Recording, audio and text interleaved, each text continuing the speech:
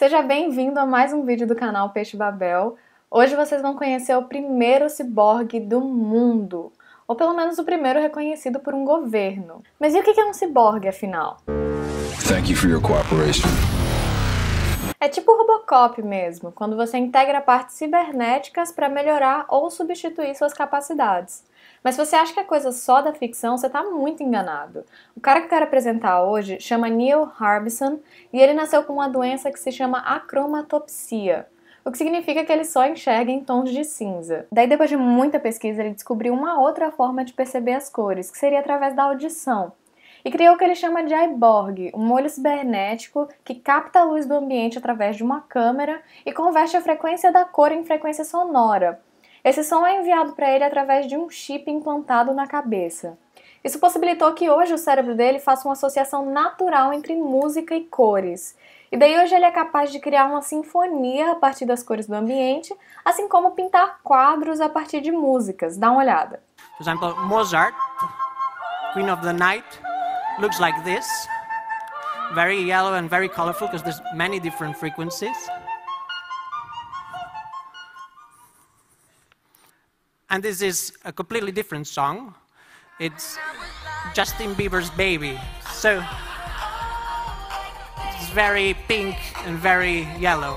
Pera aí, a música do Justin Bieber é rosa? E daí ele fala que hoje a percepção de mundo dele mudou completamente. Hoje ele pode comer saladas que soam como a Lady Gaga e, segundo ele, ir para o mercado de frutas é como se fosse uma boate. E o Neil é um grande defensor da ideia de super-humanos, então ele decidiu que não fazia sentido limitar o iBorg às capacidades humanas.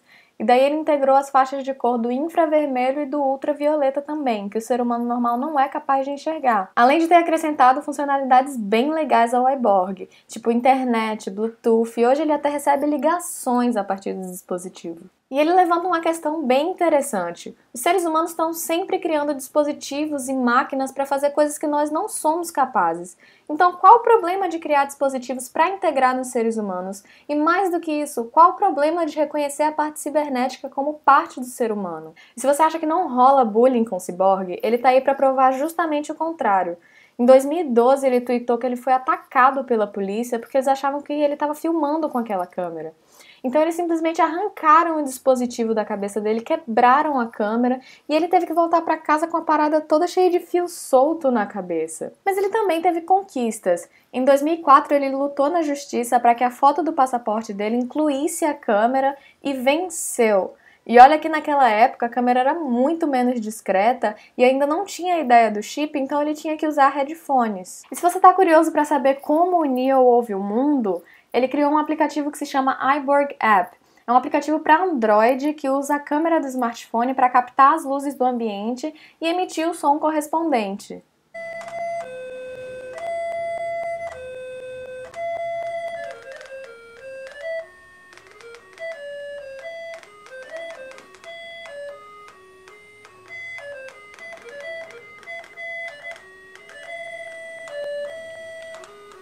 Na descrição aqui embaixo vocês vão encontrar links relacionados a tudo que foi falado hoje, inclusive um link para a Fundação Ciborgue, que não só tem vários projetos relacionados a dispositivos cibernéticos, como também lutam em defesa dos direitos dos ciborgues. Eu queria agradecer pela sua audiência, não se esqueça de dar um like aqui embaixo, se inscrever no canal para ver mais vídeos, inclusive eu vou estar lançando vídeos novos toda segunda-feira no finzinho da tarde. Deixa nos comentários aí embaixo o que vocês acham, se vocês são contra ou a favor dos direitos do ciborgue, afinal com ou sem o dispositivo eles não deixam de ser humanos, certo? Muito obrigada e até a próxima!